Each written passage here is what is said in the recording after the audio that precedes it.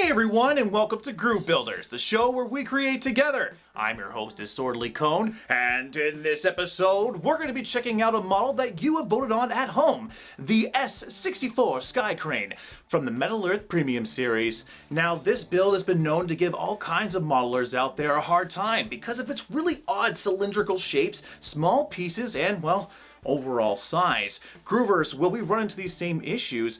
What tools do we need to build a helicopter, and, well, what does this thing actually do?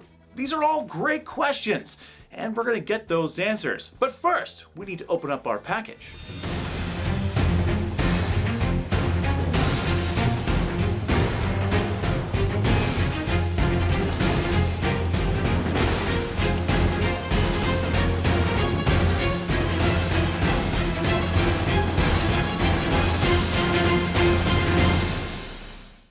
And boom, there we have it. All 11 pages needed to build the S-64 Skycrane. There's quite a bit here, and some of the shapings look very odd. This is definitely not our typical Metal Earth model, but I'm sure we can do it together.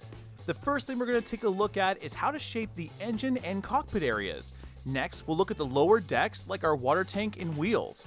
And finally, we'll talk about attaching all of our details together and making our helicopter look as best as we possibly can. If you're new to metal models, this build might be trickier than you might think. Let's talk about the basics just in case. These metal models require us to cut out our pieces and then shape them using whatever we can. Once we have our parts correctly shaped, we can connect them together by bending or twisting our tabs. The way we bend or twist our tabs is indicated in the instructions by these circles and triangles. Personally, I always try to follow the instructions the first time when it comes to bending our tabs if I can. Then, when the build is complete, I'll go over everything again and change anything that might stand out. I like to make my tabs as invisible as possible. That's how we get that museum quality you hear so much about. She can take over 10,000 liters in a single drink. She's quite the thirsty girl, and I can understand why firefighters love to use this impressive tool. Speaking of tools, what tools do we need to build this helicopter? That's a great question. Let's ask our tool expert. Timothy? I thought we were done with aviation models and we're on to tanks? Nope, they voted and I want to build it too. Building inferior human aircraft seems to be the vein of my existence. The Metal Earth Premium Series S-69 Skycrane sucks. Up water and puts out flames all over the world. While flying this helicopter is complicated for humans. Building this model is not so bad. The tools you will need are nippers, tweezers, pliers, mandrels, and tapping punches. Thanks, Timothy. He can always be so dramatic when he doesn't get the build he wants. Now, as always, these are just our suggestions, and you really don't need anything but nippers and tweezers to get the job done. But of course, having the right tools will make everything a lot easier for you. Alright, now we've looked at our instructions and we have all of our tools. There's only one thing left for you to do, and that's for you to press that like and subscribe button. We're currently trying to get to 4,000 subscribers here on the show, and I could really use your help. It's that red button right there. Don't worry, we can wait. We got a little bit of time. Helicopters take time, you know. Oh! Thank you very much! Don't worry, I won't let you down. We have all kinds of really cool projects on the way, and some of them I think you're going to be very surprised with. Alright, Groovers, let's get down to the workbench and begin our build. Remember back in the day when you were children playing those awesome water gun fights? Someone always had a really good super soaker, and then your other friend would come out with a bigger super soaker. And there was always that one little girl in the corner with that Barbie microphone. While your friends were dishing out barrages of water, that little girl sits calmly in the corner, clutching her microphone, waiting for her big brother to give the word. And when he finally does, she changes her stance ever so slightly and brings that microphone to her lips. With a grin that slowly grows, she utters the most deadliest words known in water combat. Airstrike. That's when you look up and see the large window has been opened up and Big Sister is standing there with a bucket full of water. The next thing you know, you're completely drenched. Well, That's pretty much how the fire feels after the S-64 Skycrane has had its way. This firefighting helicopter is quite the sight to behold, so it's no wonder that Metal Earth decided to immortalize it with one of their models. The S-64 Skycrane Premium Series Metal Earth model is definitely on the larger scale of aviation models. With its unique details, I think it's best for us to start at the beginning. Right off the bat, we get to work on our engines. These engines are filled with cylinders, and getting them shaped just right is the key to getting a good looking copter. Let's grab our mandrels and roll these pieces like this.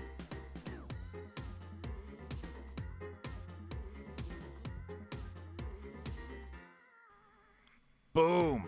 Look at these shapings! We can even do this method with our cone shapes too. Just make sure to roll a smaller part of the metal at a time. This way we get a nice cone shape instead of a cylinder shape. Now let's put this all together. Did you see my mistake here? Yeah, I accidentally formed these pieces backwards.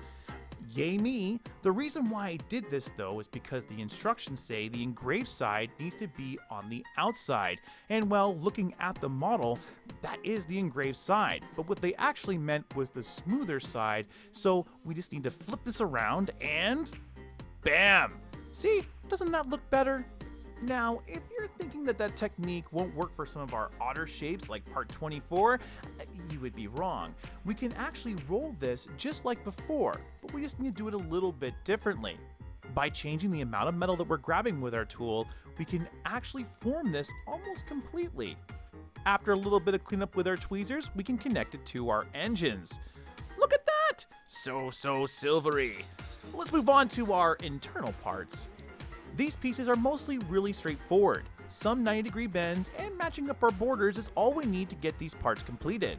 Just remember to always go right to the seam and then grab as much of the metal in your tweezers as possible before forming your pieces. You don't want any leftover metal here. Attachy-tachy, and boom! We have our cockpit. The nose. This is going to give a lot of modelers a hard time. You see, with parts 36, 37, and 38, they have what I like to call petals. These petals need to be matched up perfectly to get everything to fit just right. The problem is the petals are normally very flimsy, so getting one shape just right is kind of hard. Instead, I like to form as many as I can all at once with this rolling action. By doing it this way, we get a more consistent bend throughout our part. Okay. Now look at this part 38. It's broken! Right out of the box! I think we should be okay, but normally I would send an email to Metal Earth and they would send us a new part. They're really good like that. After some bends, boom!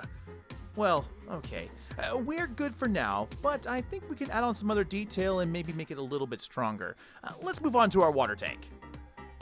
Parts 43 and 46 are formed very similar to each other. By using the triangle part of our piece, we can actually figure out how much of a bend we need. When we match up our edges, it's very important to pre-bend those tabs once everything is put in place. This way, it's a lot easier for us to be able to connect our pieces together. Let's talk about some add-on details like parts 47 and 48. These are smaller parts, and getting them shaped right is a little tricky. Let's start by rolling our parts and using a bigger tool first. This way we can work our down to a smaller tool and hopefully get the best cylinder as possible. With our tool in place, we can use our tweezers here to kind of form a nicer shape as well. Just be careful not to accidentally take the paint off. With part 48, we have more little petals to roll. To be honest, it starts out okay, but gets a lot harder near the end. After we've done some of our rolling, we can go back with our finer detailed tweezers and actually connect the little bits. If you've done a good job of rolling them, it shouldn't be too hard to connect the sides. If you didn't, well, you might have a little bit more time here. Looking good, looking good. Let's move on to our wheels. Our wheels are kind of like beach shells. Each side of the shell needs to be formed to the wheel's edge. Once we have a nice shape, we can attach the wheel onto the poles, and then the poles onto our supports. Boom! Our wheels are done! And with the rest of the detail being pretty much more of the same, let's go ahead and fast forward to putting this all together. And whatcha! Yeah, I love myself some YouTube magic, and yes, I should have attached that hose first. Let me just, get this right here. Look, you have no idea what I was talking about. Now, when it comes to attaching all of our parts together, we need to be very careful not to bend all the details we worked so hard to get, especially the propellers here on the top and on the back. Starting with the fuel tank, we attach this to our main body. It's a good idea to go ahead and double check the holes to make sure they're clear. Trying to push the tabs up when things are in the way only gets things bent and scratched and, well, might even ruin your model, so always take a little bit more care here. Once we twist our tabs, we can add on our wheels. You may need to pre-bend your tabs and match them up a few times before committing to connecting them together. Also, this is a good time to check the orientation of the wheels to ensure you're putting the right ones on the right side. Now let's add on that front too. Mine is a little trickier because of that broken part, but with a little bit of forcing, come on there beautiful, we can get it, and there we go! Remember not to put too much pressure on the front though, that cage is super easy to misshape. Now this back should go in just like this and maybe help with our front too, just like that. Bottom plate, and now our top.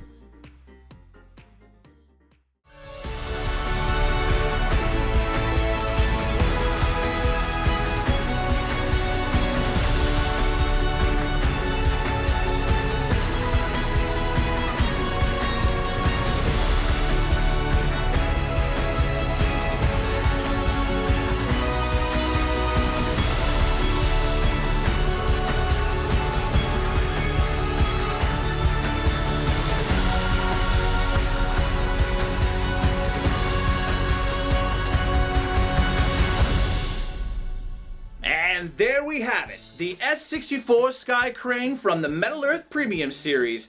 Yes, this build is quite big, and doesn't it look really cool with that paint job?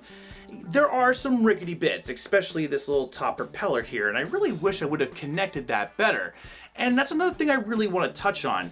For some reason, with this particular build, I feel like a lot of the parts are a lot looser than I would like them to be. That may have just been the way I've actually connected this together, but something tells me it also might be how it's designed. I have seen some other builders out there reporting similar issues, so again, it might be a problem with the model, but overall, I really think this is a great build to check out, especially if you're experienced. If you're new though, I would try to stay away from it. There's a lot of really hard detail here to get correct, and you might find yourself breaking a couple of pieces if you're not familiar with getting these pieces into those unique shapes.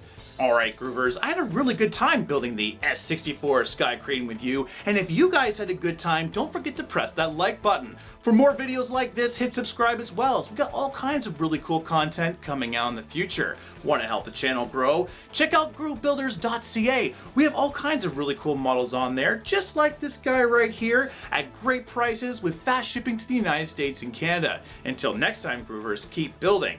Now, I'm gonna go take this guy for a little bit of a test flight. Where's my phone? GB1, get the pool ready!